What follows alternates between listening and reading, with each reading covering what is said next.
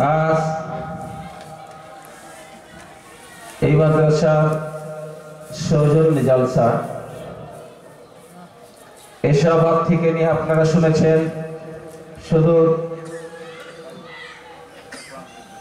দিনাজপুর জেলার পার হয়ে মুর্শিদাবাদ লালবাগ আমি গিয়েছিলাম। জালালউদ্দিন সাহেব আমার ভাইজান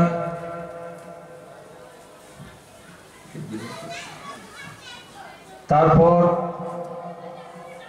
একটু আগে যার কথা শুনলেন তার একটু আগে অর্থাৎ দুটি দিনাজপুর উত্তর ও দক্ষিণ তার কথা আপনারা খুব মনোযোগের সহিত শুনেছেন। এবার আমি খুব নিকটে এখান থেকে ধরেন 20 কিলোমিটার দূরে হলো আসাম। আসামের থেকে মোটামুটি 5 কিলোমিটার ভিতরে আমার বাড়ি। খেরবাড়ি সিনিয়র মাদ্রাসার শিক্ষক মাওলানা হাবিবুর রহমান সাহেব। ইতিহাস থেকে কিছু বলার জন্য মানুষ ঐতিহাসিক বক্তা হিসেবে বলেন, ইসলামিক তথ্যবিদ হিসেবে অনেকে আখ্যা দিতে চান। সত্যি কথা বলতে কি জানাটা দরকার ইসলাম সম্পর্কে, আর এটাই স্বাভাবিক। আল্লাহর নবী হুজুর করিম সাল্লাল্লাহু আলাইহি সাল্লাম ইসলাম নিয়ে এসেছিলেন এই পৃথিবীতে আজ থেকে কতদিন আগে। আল্লাহর নবী যদি বেঁচে থাকতেন, আমরা জানি আপনাদের পশ্চিম বাংলায় সুভাষ চন্দ্র বসু যদি আজকে বেঁচে থাকতেন, বয়সটা কত হতো? 1400 নয় 123 বছর বয়স হতো। আজকে যদি ইন্দিরা গান্ধী বেঁচে থাকতেন, বয়স হতো 103টা বছর। আজকে জাতির পিতা যদি বেঁচে থাকতো, বয়স হতো 150 বছর। কিন্তু আজ কয়জন আমরা জানি যে আল্লাহর নবী হুজুর করিম সাল্লাল্লাহু আলাইহি সাল্লাম যদি বেঁচে থাকতেন কত বছর হতো? কয়জনে আমরা জানি? মনে রাখার জন্য বলছি যে মানুষটা কাল কিয়ামতের মাঠে কেউ কারো জন্য নয়, কেউ কারো জন্য নয়, সবাই নিজের জন্য ব্যস্ত। সবাই বলবে নফসি নফসি। ইহা তককে সবার বাবা হল আদম। আল্লাহর নবী বলেছেন কুল্লুকুম মিন আদামিন ওয়া আদামু মিনাত তুরাব। সবাই তোমরা মাটি থেকে, সবাই তোমরা আদম থেকে, আর আদম হলো মাটি থেকে। বলেন সুবহানাল্লাহ। সে আদমের কাছে গেলেও মানুষ গিয়ে বলবে হলো জাতির পিতা তুমি আমাদের জন্য কিছু করো। বলবো আমি তোমাদের জন্য যথেষ্ট নই, আল্লাহ আমার উপর খুব রাগ, খুবই রাগ। তোমরা নূহুর কাছে চলে যাও। একই কথা, তোমরা জাতির পিতা ইব্রাহিমের কাছে চলে যাও। তোমার একই কথা, একই মাইনাস পয়েন্ট। আমার উপর আল্লাহ খুব রাগ। তোমরা মুসার কাছে চলে যাও, তোমরা দাউদের কাছে চলে যাও। সবার শেষে বলবে তোমরা ঈসার কাছে চলে যাও। ঈসা আলাইহিস সালামের কাছে যাওয়ার পর বলবে যে আমি তোমাদের জন্য যথেষ্ট নই, তোমরা হযরত মুহাম্মদ মুস্তাফার কাছে চলে যাও। যেদিন হযরত মুহাম্মদ মুস্তাফা সাল্লাল্লাহু আলাইহি সাল্লাম আর মাথায় করবে না, বলবে যে আমি তোমাদের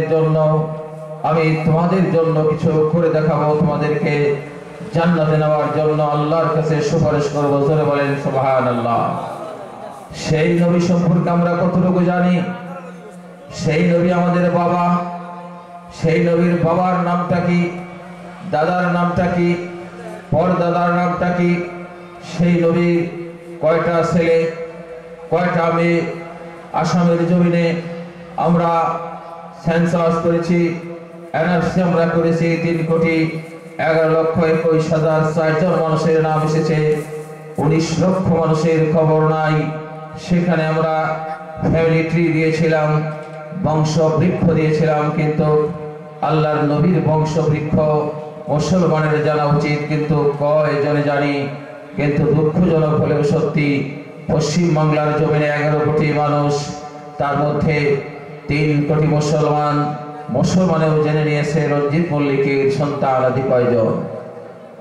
ভারতবর্ষের জমিনে সবচাইতে ধনী মানুষটা হলো মুকেশ আম্বানি। তার বাড়িতে কয়জন মানুষ, তার ফ্যামিলিতে কয়জন মানুষ, কয়টা ছেলে কয়টা মেয়ে, কে কে ছেলে, কি তার নাম, কয়টা মেয়ে, কি তার নাম, সমস্ত মানুষ জানিয়েছে। কিন্তু কয়েকজন ছেলে জানে ভারতবর্ষের জমিনে বা পশ্চিম বাংলার জমিনে 3 কোটির মতো মানুষ, আসামের জমিনে 1.25 কোটির মতো মুসলমান, কয়জনে জেনে দিয়েছে আল্লাহর নবীর 4 জন ছেলে ছিল, 4 জন মেয়ে ছিল, কয়জনে জানি।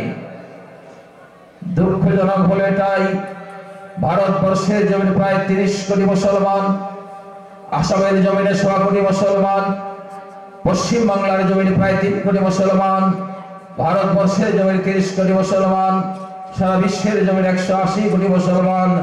যদিও মানুষের সংখ্যা হলো 770 কোটি, কোটি কোটি না হলেও লক্ষ লক্ষ লক্ষ লক্ষ মানুষ বেরিয়ে যাবে।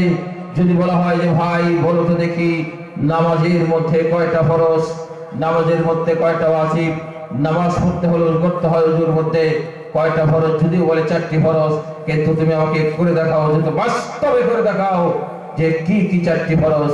বলেন সুবহানাল্লাহ। অনেকেই বলতে পারে না, তার কারণ ছোট্টকালে সে বাইপাস করেছিল তার বাবা এমন একটি মাদ্রাসা। বলেন সুবহানাল্লাহ। ছোট্টকালে যদি তার বাবা মা এমন একটা মাদ্রাসায় যদি সন্তান আদি দিত, তাহলে সে আজকে এই কথা বলতে পারতো না যে হুজুর আমি জানি না নামাজের মধ্যে 13টা ফরজ, নামাজের মধ্যে 70টা ওয়াজিব, নামাজ পড়তে হলে ওযু করতে হয়, ওযু ছাড়া নামাজ হবে না, আর নামাজ ছাড়া ওযু হবে না, অর্থাৎ ওযু ছাড়া নামাজ হবে না, আর নামাজ ছাড়া জান্নাতের টিকিট হাসিল করা যাবে না, এটাই স্বাভাবিক। কিন্তু দুঃখ লাগে এটাই, লাখো লাখো মুসলমান রয়েছে পৃথিবীর জমিনে। আমি যদি এই ভোগারপুটি এলাকায় যথেষ্ট মানুষ আছে, যদি প্রশ্ন করা হয় ভাই তুমি মুসলমানের সন্তান, বলো তো দেখি ঈশার নামাজ কত রাকাত, যথেষ্ট বেড়ে যাবে। যেমন আমি ঈশার নামাজ 17 রাকাত বলতে পারি না, 4 রাকাত সুন্নতে গায়ে মুআক্কাদা, 4 রাকাত ফরজ, 2 রাকাত সুন্নতে মুআক্কাদা, 2 রাকাত নফল, 3 রাকাত বিতর, 2 রাকাত হলো হালকা নফল। অনেকেই বসে পড়তে চায়, কিন্তু বসে পড়ার চাইতে দাঁড়িয়ে পড়াটা ভালো আমল সওয়াব। 17 রাকাত বলতে পারেন, তাহলে আমরা কোন জাতের মুসলমান? তার কারণ না জানার উদ্দেশ্যটা হলো এরকম একটা মাদ্রাসা ছোট্টকালে বাইপাস হয়েছে। আসামের জমিনে স্কুল অভাব নেই, জাতীয় বিদ্যালয়ের অভাব নেই, শঙ্করাচার্যের অভাব নেই, সাংবিনের অভাব নেই, ইংলিশ একাডেমির অভাব নেই। আমি বলি না সেটা পড়ানো যাবে না, কিন্তু আমি এটা বলতে চাই সবার আগে হলো মক্তব। জোরে বলেন সুবহানাল্লাহ। সবার আগে হলো মাদ্রাসা। বলেন সুবহানাল্লাহ। আলহামদুলিল্লাহ, আলহামদুলিল্লাহ রাব্বিল আলামিন, ওয়াল আকিবাতু লিল মুত্তাকিন, ওয়াস সালাতু ওয়াস সালামু আলা রাসূলিল কারীম। আম্মা বা'দ, ফাউযু বিল্লাহি মিনাশ শাইতানির রাজীম। বিসমিল্লাহির রাহমানির রাহিম।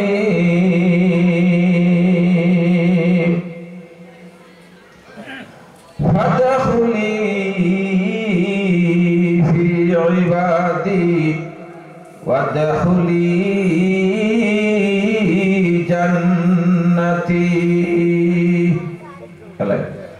على النبي صلى الله عليه والسلام.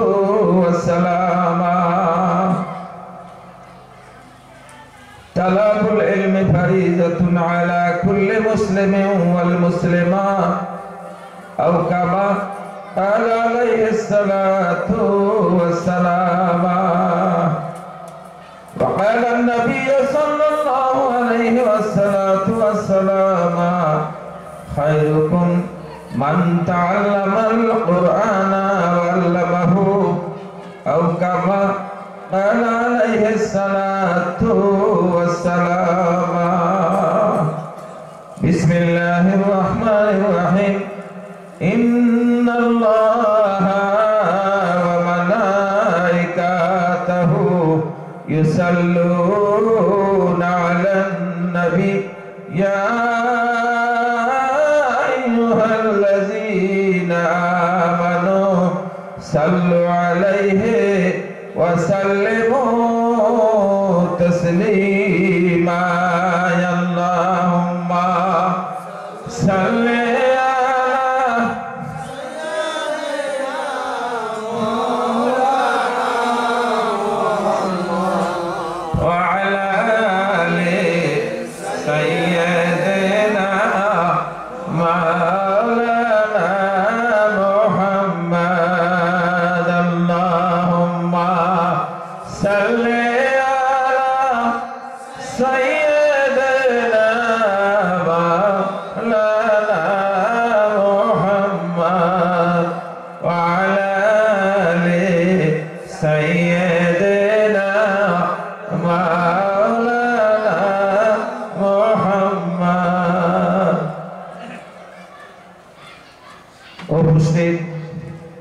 আজকের এই ধর্মীয় জলসার মাননীয় সম্মানীয় মুআজ্জাজ মুহতারাম মুকাররম সভাপতি সাহেব,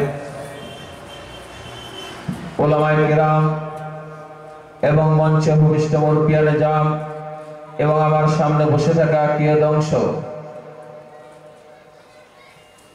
আফসোস কি বাত, রাত 11টা। কুচবিহারে গিয়ে দেখুন, নিকটবর্তী তুফানগঞ্জে গিয়ে দেখুন, দেওচরে তো আরো কথা, বক্সিয়ার তো অনেক দূর।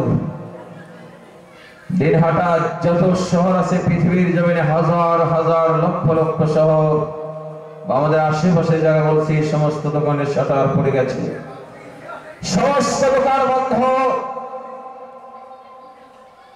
কিন্তু আল্লাহর নবীর মাধ্যমে আমরা জানতে পেরেছি আল্লাহ তাবারক তাআলা পবিত্র কোরআনের মধ্যে বলেছেন ওয়া হুয়া মাআকুম আইনামা কুনতুম, তিনি ওইখানেই থাকেন। আল্লাহ পাক ওইখানেই থাকেন যেখানে তুমি থাকো। তবু হলেও আল্লাহর নবীর মাধ্যমে আমরা জেনেছি ঠিক এখন রাত 1:00+ আল্লাহ তাবারক তাআলা রয়েছে প্রথম আসমানে। জোরে বলেন সুবহানাল্লাহ।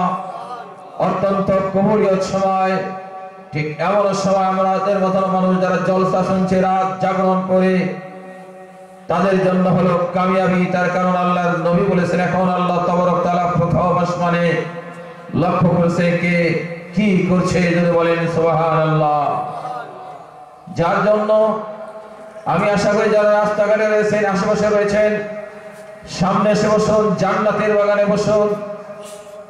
আপনাদের জন্য কথা বলবো, সামান্য মা বোনদের জন্য কথা বলবো, তার কারণ আপনাদের মতন মেয়ে মানুষ নয়, আপনারা সামান্য কিছুটা আছেন, খুবই সামান্য বলা লাগবে। কিন্তু মা বোন যদিও পশ্চিম বাংলার জমিনে যত মানুষ, তার মধ্যে হিন্দু মুসলিম মিলে 30 লাখের মতো মেয়ে মানুষ কম। আসামের জমিনে 3.5 লাখের 3.5 কোটির মতো মানুষ, 10 লক্ষ মেয়ে মানুষ কম। ভারতবর্ষের জমিনে 134 কোটির মতো মানুষ, 4 কোটির মতো মানুষ কম। আগেই বলেছি পৃথিবীর জমিনে 770 কোটির মতো মানুষ। অবিশ্বাস্য হলেও সত্যি, 15 কোটির মতো মানুষ কম। কিন্তু জলসায় গিয়ে ভিত্তি করে তাদের জায়গায় গিয়ে দেখুন আপনাদের চাইতে কয়েক গুণ তারা বসে আছে। জোরে বলেন সুবহানাল্লাহ। তাই তাদেরকে আমি সম্মান করছি। আমার মা বোনেরা, আপনারা যারা আছেন, আমি এটা বলতে চাই যে আমি খুতবাতে বলেছি ছোট্ট খুতবা, ফাতাহুলি ফি ইবাদি ওয়াদখুলি জান্নাতি, আল্লাহ তাবারক তাআলা ওয়াদা দিচ্ছেন, আল্লাহ তাবারক তাআলা অফার দিচ্ছেন, বলছেন, ইস্তেহার দিচ্ছেন। ভোট যখন এসে যায় পশ্চিম বাংলার জমিনে, আসামের জমিনে, 5টা বছরের মধ্যে আমরা অনেকগুলো ভোট আমরা দিয়ে থাকি। লোকসভার ভোট আমরা দিয়ে থাকি, রাজ্যসভার ভোট আমরা দিয়ে থাকি। রাজ্যসভার ভোটটা আমরা দেই না যদি আমাদের জন্য পরোক্ষ নির্বাচন। বিধানসভার ভোট আমরা দিয়ে থাকি, পঞ্চায়েতের ভোট আমরা দিয়ে থাকি, কিন্তু পঞ্চায়েতের ভোট, লোকসভার ভোট, বিধানসভার ভোটের সময় আমাদের যারা প্রতিনিধি তারা এসে অনেক অনেক ধরনের ইস্তেহার দিয়ে থাকে, এটা করব, এটা করব, এটা করব, এটা করব, কিন্তু যথেষ্ট কাজ হয়, যথেষ্ট হয় না। আল্লাহ তাবারক তাআলা প্রতিশ্রুতি দিচ্ছেন, আল্লাহ তাবারক তাআলা ইস্তেহার দিচ্ছেন, এই দুনিয়ার মানুষ, তোমরা যদি জান্নাতে প্রবেশ করতে চাও, তোমরা প্রথমে ফাদখুলি ফি ইবাদি, সর্বপ্রথম তোমরা আমার বান্দা এবং বান্দির মধ্যে গণ্য হও। তার পরবর্তীতে তোমরা যদি ভুগতে পারো আমার বান্দার মধ্যে, তাহলে তোমাদের জন্য প্রবেশ অধিকার থাকবে আমার জান্নাতে। জোরে বলেন সুবহানাল্লাহ। এটা হলো পবিত্র কোরআন শরীফের অর্থ। হাদিস একটা আমি বলেছি, একটা হলো তালাবুল ইলমি ফারিদাতুন আলা কুল্লি মুসলিমিন ওয়াল মুসলিমাত। আরেকটা হাদিস আমি বলেছি, খায়রুকুম মান তাআল্লামাল কুরআন ওয়া আল্লামাহু। আমার সামনে কোরআন দেখছেন, আমার সামনে কোরআন দেখছেন, 30টা পারা রয়েছে, যে কোরআনের মধ্যে 3,23,760টার মতন আখর রয়েছে, 87,000-এর মতন শব্দ রয়েছে, 6,666টা আয়াত রয়েছে। যে কোরআনের মধ্যে 30টা পারা রয়েছে,